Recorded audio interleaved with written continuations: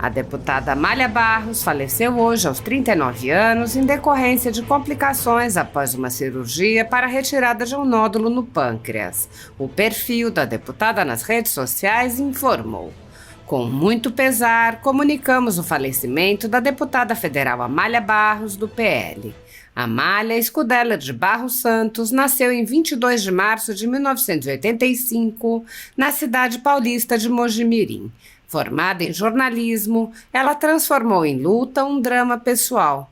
Aos 20 anos de idade, Amália perdeu a visão do olho esquerdo por conta de uma infecção, a toxoplasmose. Após passar por 15 cirurgias, ela teve em 2016 que remover o olho e passar a usar uma prótese ocular. Em 2021, Amália lançou o livro Se Enxerga, Transforme Desafios em Grandes Oportunidades para você e outras pessoas, contando sua história. Fundou o Instituto Amália Barros, rebatizado posteriormente como Instituto Nacional da Pessoa com Visão Monocular.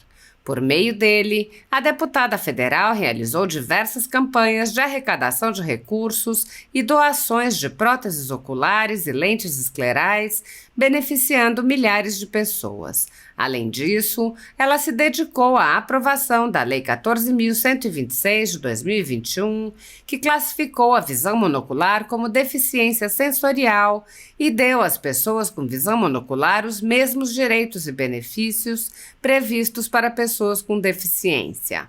Filiada ao Partido Liberal, a jornalista foi eleita deputada federal por Mato Grosso em 2022, recebendo mais de 70 mil votos, aproximadamente 5% dos votos do estado. Na Câmara, ela passou a integrar as comissões de defesa dos direitos das pessoas com deficiência, dos direitos da mulher e da educação, entre outras. O ex-presidente Jair Bolsonaro disse: com muita dor, informo o passamento da nossa amiga e irmã deputada federal Amália Barros, de Mato Grosso. Deus, em sua infinita bondade, a receba e conforte seus familiares e amigos. Michele Bolsonaro, por seu turno, disse: vou te amar para sempre, minha amiga. Você está nos braços de nosso pai. A deputada, vice-presidente do PL Mulher, era muito próxima da ex-primeira-dama Michele Bolsonaro e costumava acompanhá-la nos eventos do PL Mulher em todo o país. Reveja o discurso da deputada a uma multidão no Rio de Janeiro.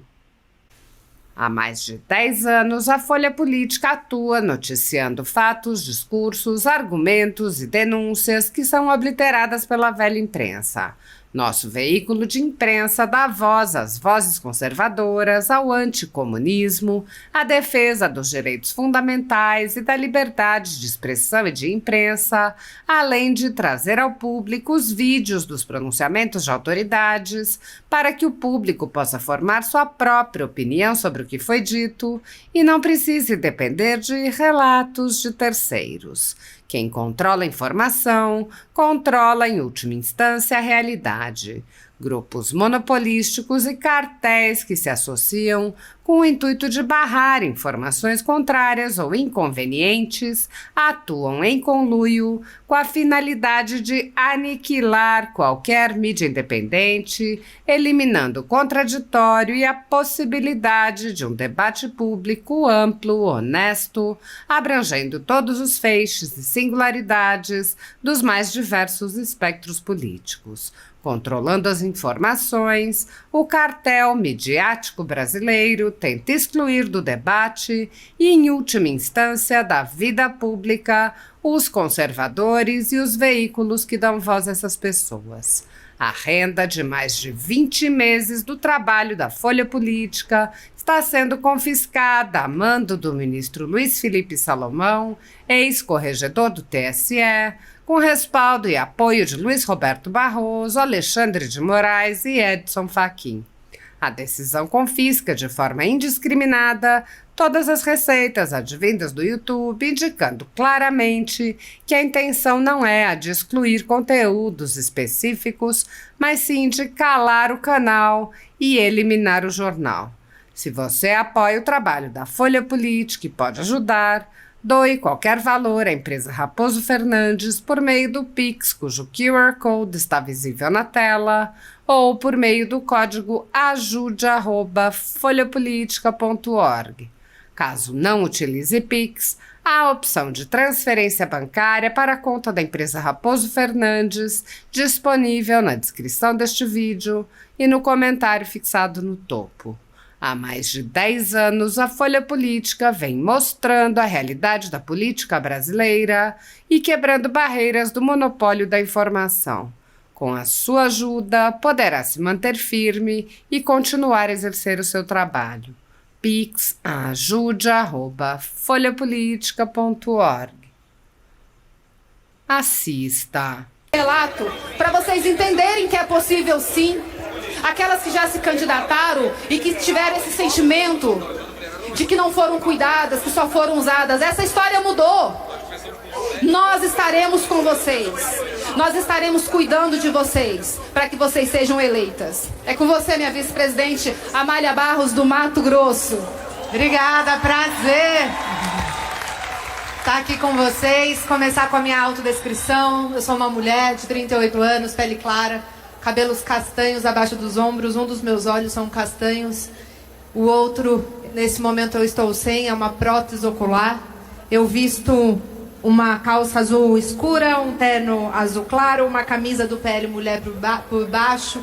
No meu pé, tênis branco e bege. O meu sinal em libras, comunidade surda, é a mão esquerda na frente do meu olho esquerdo.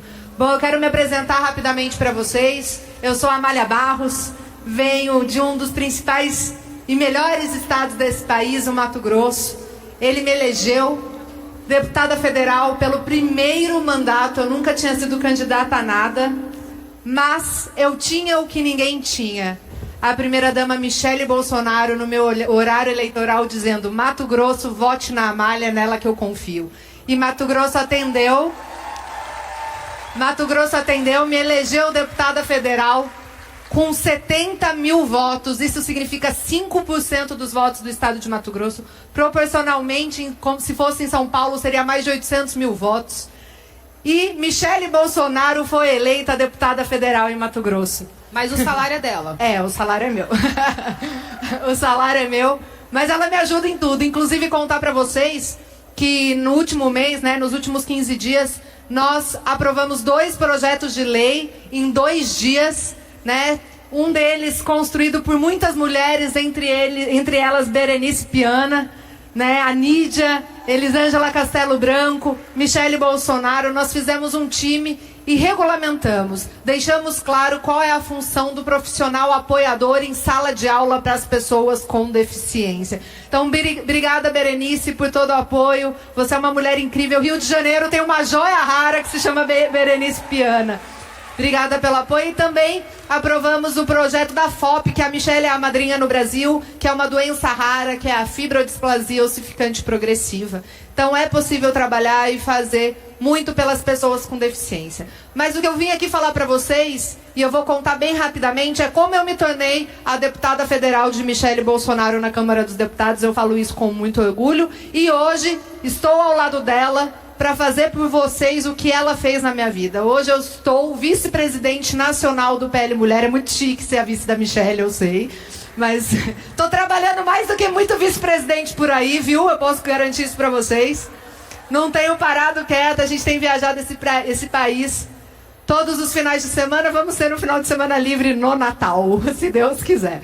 Bom, como vocês estão vendo, eu sou uma pessoa com deficiência. Eu dormi enxergando e acordei cega da noite pro dia.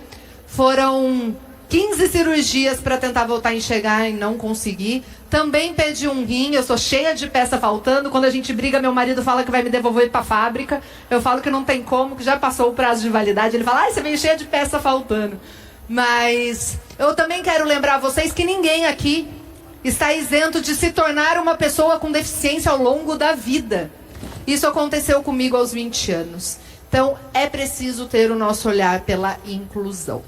Eu transformei a minha dor no meu maior propósito. Eu comecei, depois de receber um relato de uma menina aqui do Rio de Janeiro, chamada Bruna, que ela perdeu o olho num acidente de carro. Ela bateu o carro num caminhão o vidro quebrou e ela perdeu o olho. E nesse acidente ela perdeu os 2 filhos. E eu me lembro que ela me disse assim: cada vez que eu me olho no espelho, eu não me vejo sem um olho. Eu vejo o caixão dos meus filhos. E aquilo tocou muito. Ela me achou na internet, nas redes sociais, no Instagram, se identificou comigo pela visão monocular. Um beijo pro pessoal aí da visão monocular que estão ali. Valeu. Obrigada por terem vindo. Eles acompanharam de perto essa luta. E aí eu falei: Bruna, por que você não usa uma prótese como a minha? Ela falou: porque eu não tenho condições financeiras. Na época eu já tinha uns 50 mil seguidores no Instagram. Quem quiser me seguir aí, @AmaliaBarros. E aí como eu falei, eu tenho tanta gente que me segue, por que não usar essas redes sociais para ajudar a Bruna? E aí eu resolvi fazer uma vaquinha para juntar o dinheiro pra gente colocar prótese e pagar a passagem, a hospedagem e a alimentação da Bruna do Rio de Janeiro até Campinas. Bom, resumir para vocês, a gente conseguiu o valor em 15 minutos, foi muito rápido, e a gente colocou a prótese ocular na Bruna. E a Bruna aqui do Rio de Janeiro marcou a minha história e marcou a minha vida. Eu, inclusive, tentei ligar para ela algumas vezes, porque eu queria que ela tivesse vindo, mas eu não consegui falar com ela. E da campanha da Bruna virou a 2ª campanha, a 3ª campanha, a 4ª campanha, a 5ª campanha. Se tornou o Instituto Amália Barros e a gente já colocou 93 próteses em todos os estados brasileiros, inclusive aqui no Rio de Janeiro.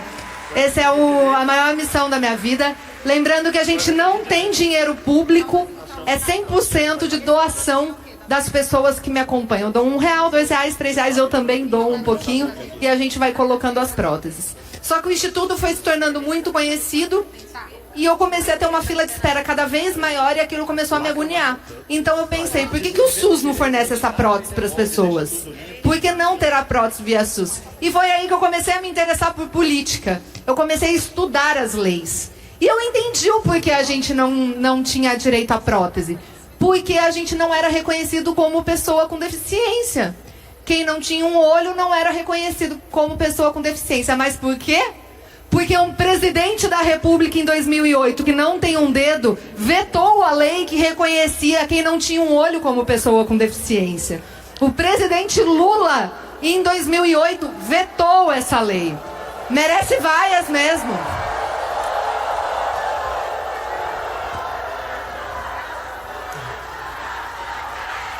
Como que é?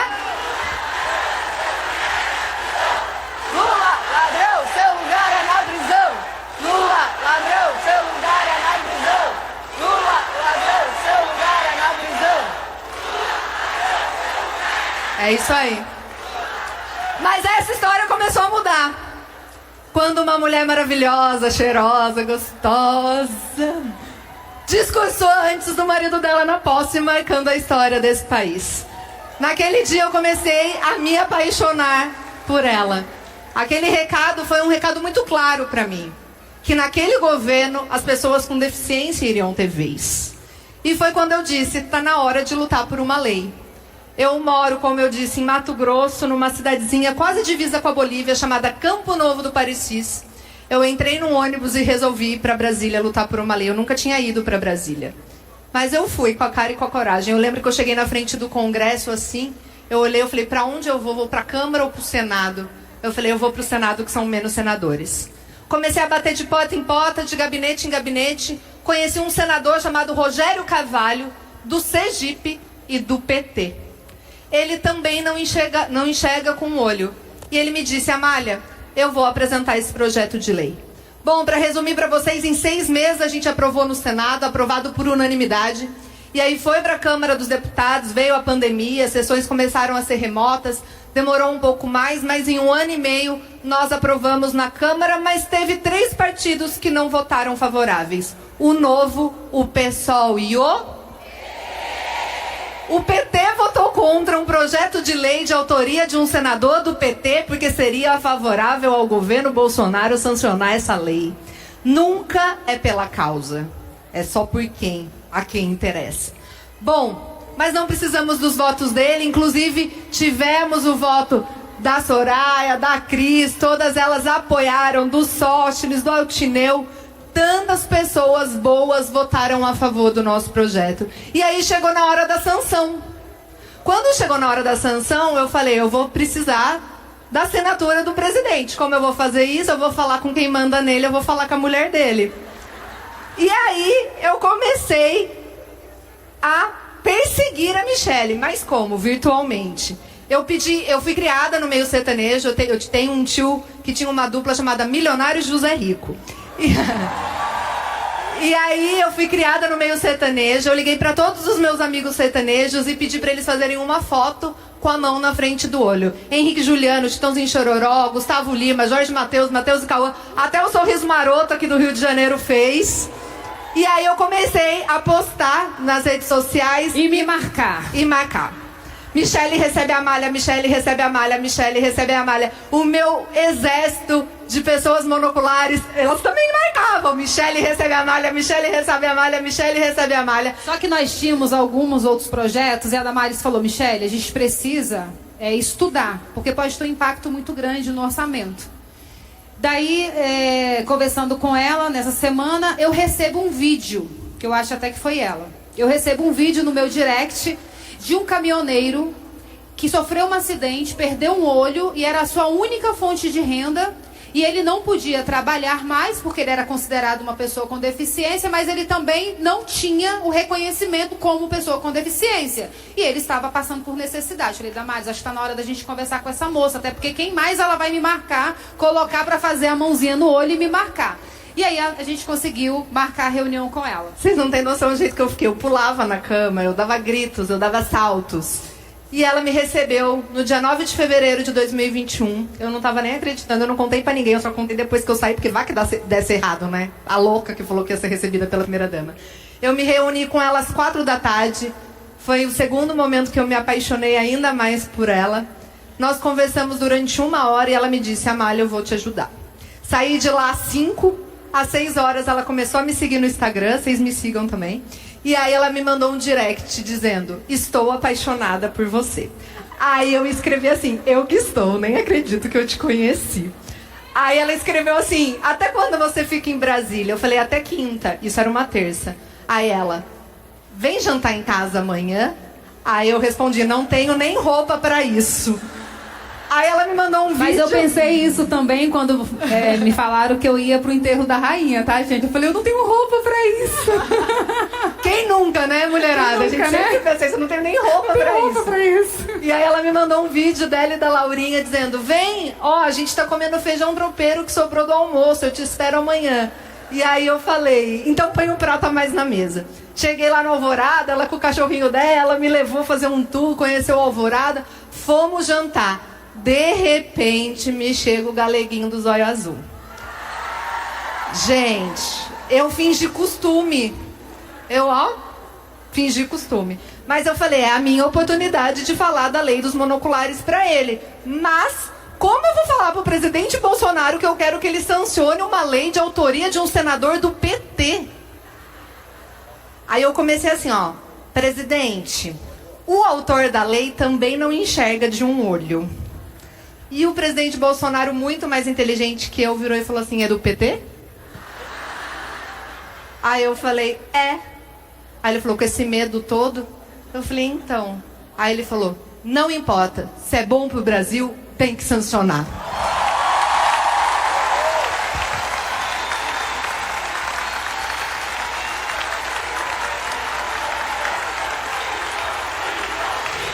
Mito, mito. Essa foi a primeira lição do meu líder. O problema, eu uso isso hoje na Câmara. Se for bom pro Brasil, eu como deputada de oposição, eu vou votar favorável. Acontece que até agora, quase 1 ano de mandato, não chegou nada bom. Mas se chegar, pode contar com o meu voto de deputada, assim como o da Cris, assim como o da Soraya. Se chegar, conta com a gente. O problema não tá chegando, né, Cris? Estamos esperando. Bom, a segunda lição do meu líder foi... Eu não faço nada sozinho. Eu preciso ouvir os ministros. Nós somos um time. Eu preciso que você explique a causa monocular para 6 ministros. Aí eu falei, como eu vou falar com os ministros? Aí ela disse, fica tranquila que eu vou com você. E aí Michelle Bolsonaro me pegou pelo braço, me levou a falar com todos os ministros, todos os pareceres favoráveis. E no dia 22 de março de 2021, dia do meu aniversário, e aniversário dela, porque a gente faz aniversário no mesmo dia, o presidente Bolsonaro sanciona a Lei Amália Barros e traz dignidade aos monoculares desse país. A missão da minha vida estava cumprida, mas eu achei que estava cumprida. Até que ela me disse: você não acha muito egoísmo você lutar só pela sua causa? Você não acha que as pessoas surdas, a comunidade surda, os raros, os autistas, todas as pessoas com deficiência, precisa que você lute por elas? Eu quero que você seja candidata a deputada federal e eu só aceito não se seu marido não te apoiar, porque sua família tem que estar em primeiro lugar. Foi isso que você me disse. E eu aceitei. E aí a história começa onde eu comecei a falar pra vocês. Eu fui a única deputada federal desse país que teve Michele Bolsonaro na minha propaganda eleitoral. Fiz uma campanha sem dinheiro, com o apoio de 0 políticos, com o apoio de apenas 3 vereadores. Tive voto nos 141 municípios de Mato Grosso e me tornei deputada federal com 70 mil votos, graças ao apoio de Michele Bolsonaro. E com muito orgulho, eu digo a vocês que estou ao lado dela para fazer por vocês o que ela fez por mim.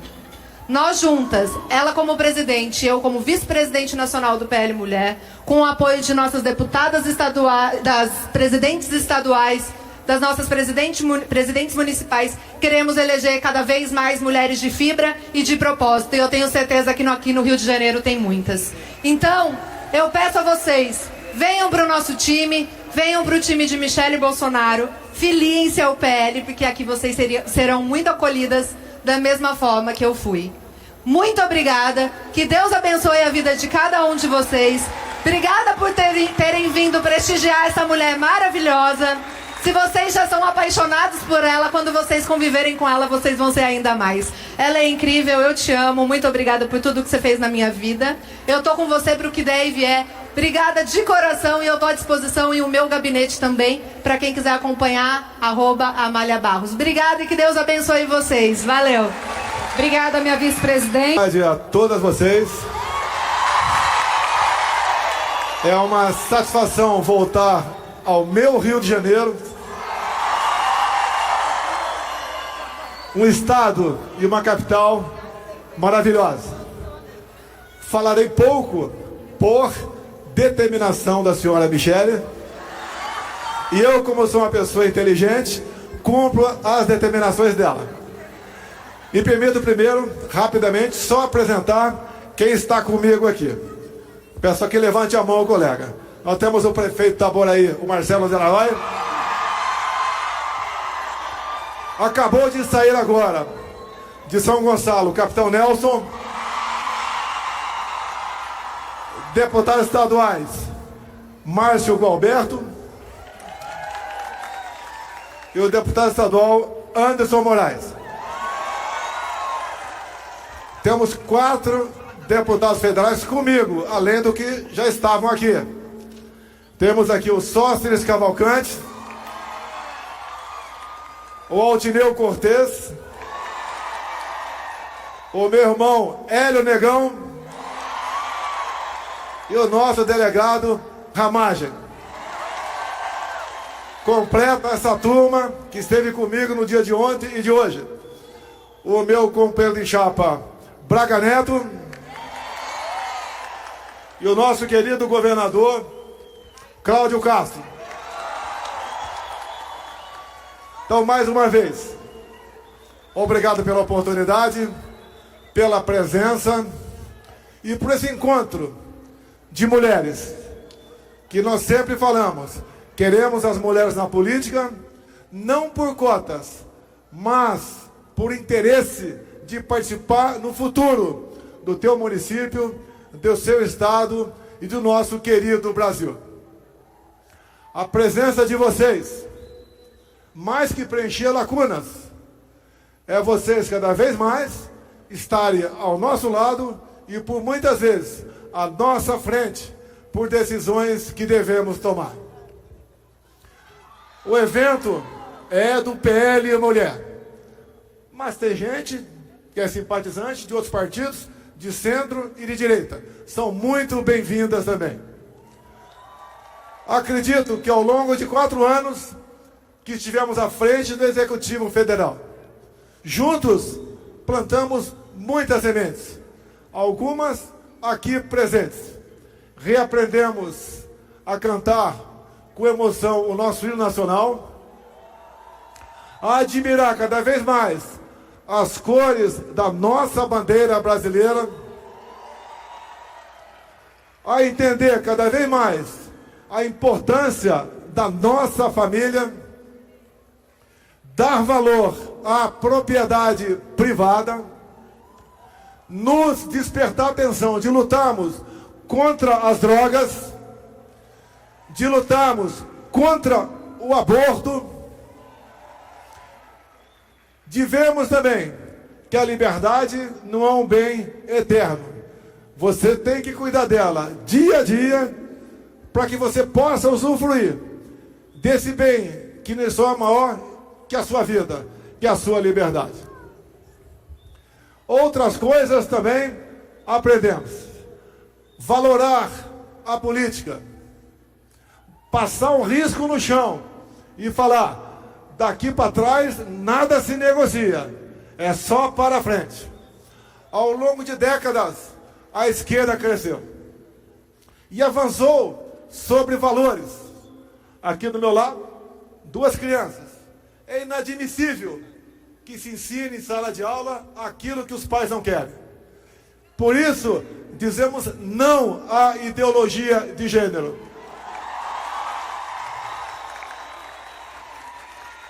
Se em 2018 houve uma brecha no sistema, juntos avançamos bastante. Ninguém entende o que aconteceu em outubro do ano passado. Se eu sou o ex mais querido do Brasil, não sou ex por causa do povo, que a grande maioria do povo está conosco. Isso que aconteceu, dispensam palavras. Vocês bem sabem quem interferiu e quem decidiu nas eleições. Repito, quem decidiu não foi o povo. O povo não foi respeitado. Mas vamos considerar o ano passado uma página virada. Nós temos tudo para prosseguirmos nessa agenda. Nós temos tudo para fazer do Brasil uma grande nação. Afinal, ninguém no mundo todo tem o que nós temos. Riquezas minerais, terras agricultáveis, água potável, belezas naturais e um povo maravilhoso que reina nessa terra. Eu ouso dizer que aqui o Brasil é realmente a terra prometida. Aqui é um lugar onde a paz veio para ficar. Mas nós temos que nos preocupar com isso. Porque um outro lado, o lado do capeta, sempre está presente. Mas vamos cada vez mais empurrá-los para fora das decisões que devemos tomar. E vocês, mulheres, são a força, são o poder. Era aquilo que faltava para nós prosseguirmos nessa missão.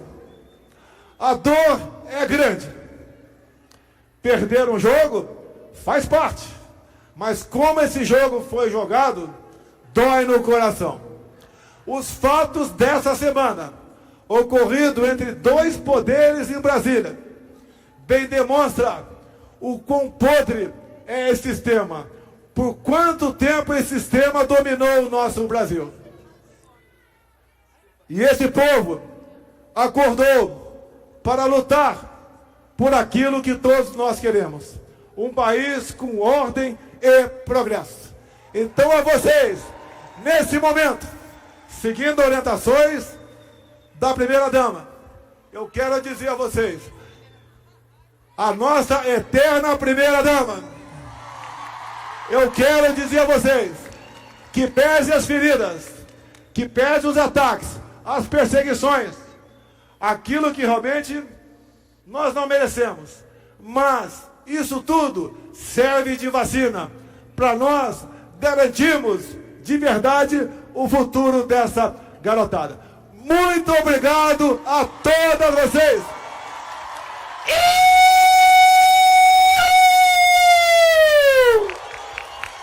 Obrigada, Jair Messias Bolsonaro.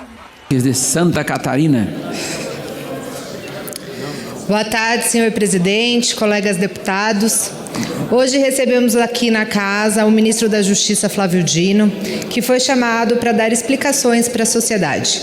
Para quem ainda não se inteirou dos fatos, o ministro ainda não explicou de forma convincente 4 assuntos. O que fez de fato durante esses quase 100 dias que está à frente do Ministério, enquanto a sensação de insegurança voltou a pairar sobre o país, após uma presidência que foi entregue com a menor taxa de homicídios em 10 anos, segundo o 16º anuário do Fórum Brasileiro de Segurança Pública. As pessoas voltaram a ter medo, senhor presidente. O ministro também tem que dar explicação sobre a ligação, sugeridas em áudios por membros da facção do PCC, entre o Partido dos Trabalhadores e o crime organizado, ao invés de se ocupar em atacar parlamentares que lhe questionam. Esses últimos dias, vimos uma entrevista dele dizendo que a nossa imunidade parlamentar, abre aspas, não protege canalice. E o que é canalice, senhor ministro? Estamos fazendo o nosso trabalho. E é prestando a minha solidariedade à deputada Rosângela Moro e sua família, que eu questiono também o porquê de Flávio Dino não falar sobre as declarações de Lula, que colocaram em xeque a seriedade das investigações da sua própria Polícia Federal, no caso da ameaça ao senador Sérgio Moro. Ao contrário, quis descredenciar todo o trabalho investigativo após manifestar um desejo de vingança, quebrando o decoro presidencial, e aqui eu não vou repetir o que ele falou, e chamando toda essa lamentável ameaça de armação. E, em terceiro lugar, entendemos que quase a totalidade dos moradores do Complexo da Maré, no Rio de Janeiro, são pessoas de bem, trabalhadores e honestos. Mas também sabemos que há um comando criminoso de traficantes e milicianos que, infelizmente, se apoderou da comunidade. Então, pedimos uma explicação de como o ministro Flávio Dino conseguiu entrar lá, em 13 de março, para o encontro de uma ONG sem aparato especial de escolta para protegê-los. E, por fim, eu pergunto, em 8 de janeiro, ministro, por que o seu presidente e o seu ministério simplesmente eles querem abafar a nossa CPMI, chegando a oferecer, segundo a imprensa, barganhas de encargos e emendas a nós deputados? O que vocês têm a esconder? E eu espero mesmo que todas essas perguntas sejam respondidas hoje na CCJ. Ou será que as nossas questões representam os anseios da população brasileira e, no meu caso, da população de Mato Grosso, também são canalices? Muito obrigada. Ok, deputada Amália Barros, do Mato Grosso. E agora nós vamos... Deputado Gilson Marques, de Santa Catarina. Pastor Henrique Vieira, do Rio de Janeiro. Tem Vossa Excelência a palavra, deputado.